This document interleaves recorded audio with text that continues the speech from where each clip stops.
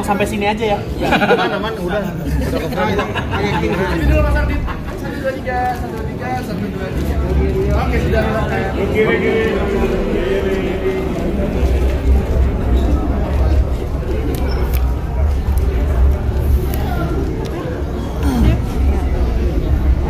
Oke, mungkin buat semuanya apalagi terkhusus dengan trio gagak nih, gimana nih mungkin menyatukan chemistry kalian semua di film ini seperti apa? Disatukan oleh Tuhan ya. Jadi sebelum percikan ini udah berteman akrab, apalagi saya dari sama Ardit sama-sama dari Samarinda, bahkan Ardit yang membawa saya ke Jakarta. Jadi chemistry-nya udah ada dari dulu. Dan kami sudah pernah bekerja sama sendiri semuanya. Jadi kalau bisa di chemistry mungkin cukup mudah ya. Mudah. Ya, semuanya pun udah kenal. Kecuali pas ini ya. Kaget saya. Serem banget gila kan ini. Yang ini dong. Ya silakan. Selamat datang. Stop. Saya juga baru tahu ini. Ada kejutan. Pas ya kiri kanan chemistry. Chemistry sama sih karena udah akrab. Kebetulan saya mengidolai bapak saya. Jadi udah temen nongkrong banget sama dua orang ini, sama Dono, apalagi sama Bang Isi juga di project-project sebelumnya udah kerjasama, jadi nggak masalah kalau chemistry sih aman aja. Sebagai sutradara, tantangannya meng-create trio gagak ini seperti apa nih di lapangan? Tantangannya ya pas scene yang non komedi harusnya ya, karena sebelumnya aku kan belum pernah dapat scene yang sebanyak ini di film lain gitu. Di film lain mungkin dia cuma cameo atau extras. Kalau di film ini dia pertama kali jadi peran utama dan ada adegan seriusnya, adegan dramanya. Nah, tantangannya itu meyakinkan Yono bisa, karena kayak yang untuk adegan nangis awal dia nggak bisa. Ternyata pas sudah adegan, nah saya cuma bilang rasain aja ya gimana rasanya ketika kamu udah ngecewain ibumu. Terus pas dia masuk di adegan itu dan akhirnya rasa itu masuk di perasaan dia, biasanya dia bisa nangis. Ya sama gitu sih, kayaknya tantangan terbesarnya adalah tetap bisa si 3 karakter ini menggambarkan sesuatu yang lucu tapi ya tetap serem gitu. Jadi gimana caranya mereka ketakutan melihat setan tapi orang ketawa melihatnya, kayak itu juga tantangannya. Sama tantangannya adalah mengerem mereka untuk tidak menonton komedi. Karena semakin mereka lucu di stage, semakin kita menikmati, semakin panjang durasinya panjang, akhirnya takut merusak benang merahnya.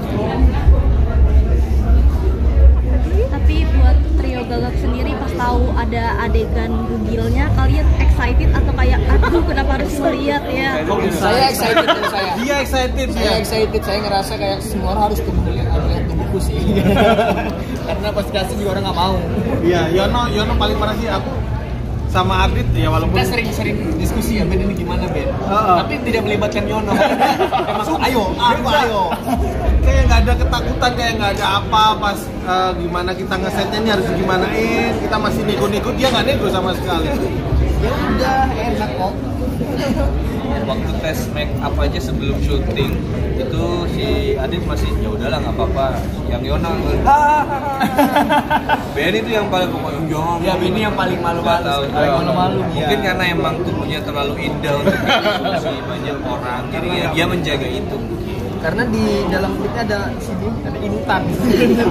Takut dicuri, biar nggak ketahuan orang. Soalnya Benny ada bekas sesar di sini. Kuret ya.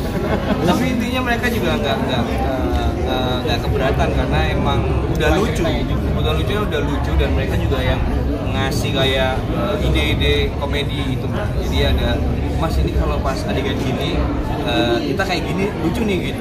Boleh. Pesan apa sih yang mau disampaikan dari Pesugihan Sate sebenarnya? Pesan moralnya? Intinya ini bukan film tutorial buat pesugihan, tapi ini adalah film yang dimana apapun yang kalian lakukan kalau misalkan melakukan sesuatu yang instan atau melakukan sesuatu yang salah, caranya itu pasti akan apa yang datang itu pasti juga akan salah.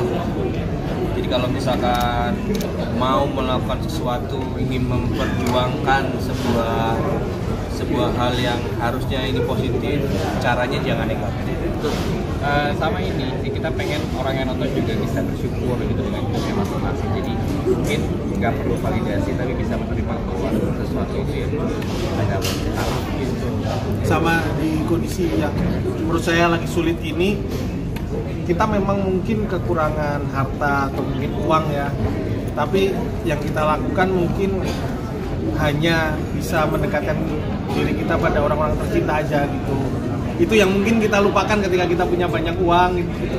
Kita akan lupa sama teman-teman kita yang tiap hari nongkrong kayak biasa aja gitu, tapi setelah kita nggak punya uang kita baru kerasa tuh. Nah, di ekonomi yang sulit ini kayaknya kita harus mendekatkan sama orang-orang tercinta gitu, karena mungkin itu tinggal itu satu-satunya kekuatan kita mungkin yang bisa membuat kita semangat lagi. Ada istilah dulu katanya garis kemiskinan itu mendekatkan kita pada tindak-tindakan yang kurang baik.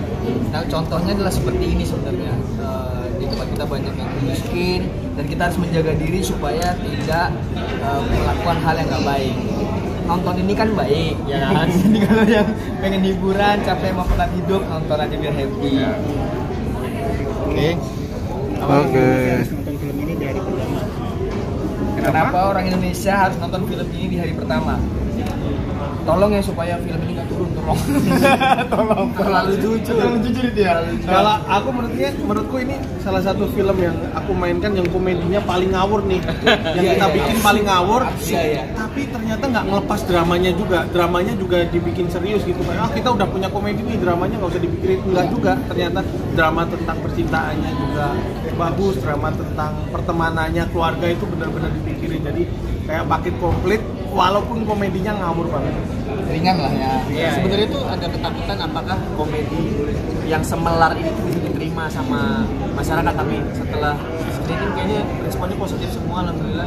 Jadi hari pertama, hari Kamis tanggal 13 September. Kita setelah tag pasti ngomong gitu, aduh lucu banget nih. Tapi kalau misalnya setupnya masuk ke kepala penonton, ini akan lucu. Tapi kalau lepas sulit nerimanya. Tapi dilihat dari respon-respon, editingnya juga itu membuat benang merahnya nggak putus, tapi absurdnya masih bisa keterima. Sama ini kenapa harus nonton hari pertama?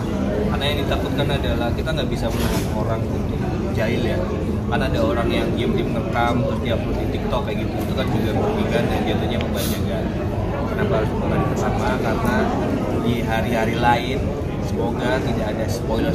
Jadi kalau udah ada yang tweet atau ada yang bikin video react terus dia kasih tahu, ya kalian udah nonton dan tidak kena spoiler. Jangan sampai ketahuan orang kalau nanti di editing Indra mati.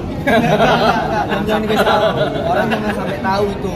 Apalagi bulan ini tuh November itu bulannya film-film rame pesta banget ya, pesta gitu. Dan untuknya kami memilih komedi horor, kayaknya belum ada yang lucu ya komedi horor kalau kayak November ya.